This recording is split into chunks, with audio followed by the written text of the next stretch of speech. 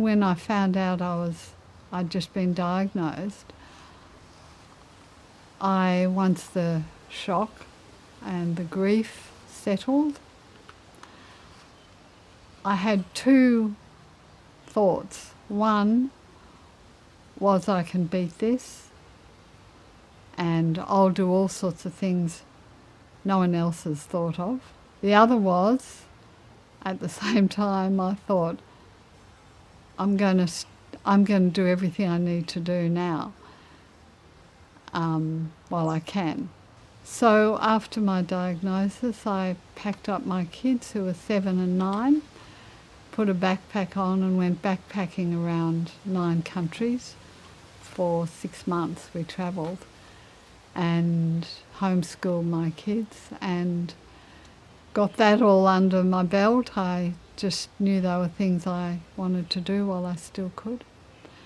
I came back and I guess it was about making memories and then therefore not having regrets of not having done that or seen this, and so that was really important for me. And I did things like walked on the Great Wall of China, watched the full moon over the Taj Mahal,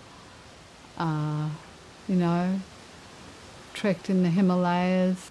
As things were getting harder for me, I just kept changing the work I did.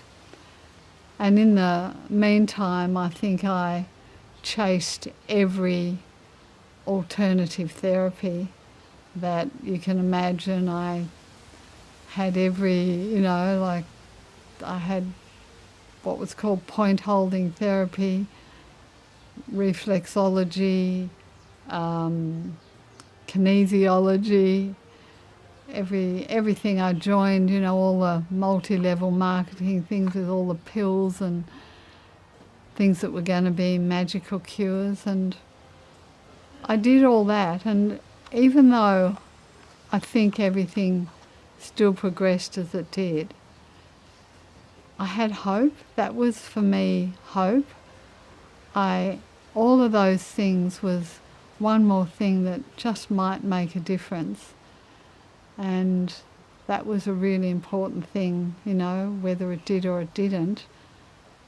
I suppose just holding that door open was really important for me. It actually meant that I could accept it and work with it rather than resist and fight it, which I would have if I believed it was happening to me rather than, with me, if you want of a better way to describe it. But for me, water therapy has been the most wonderful thing I could do.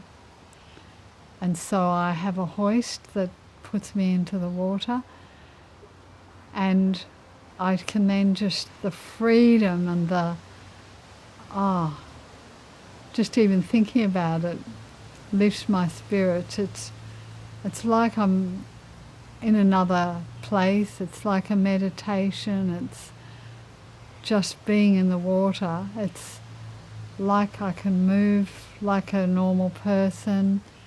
I hang on to a floaty device and I can make my legs move like I'm walking, and it's just things like that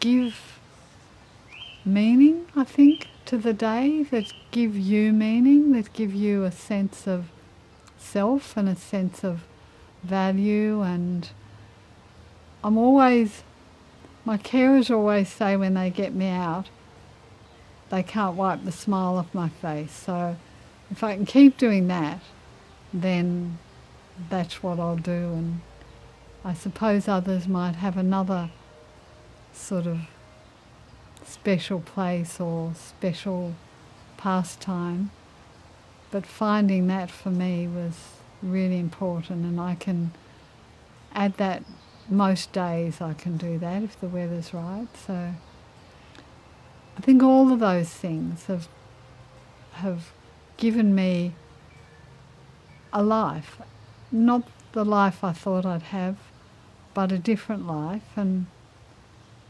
different doesn't mean bad, it just means different, and that's good.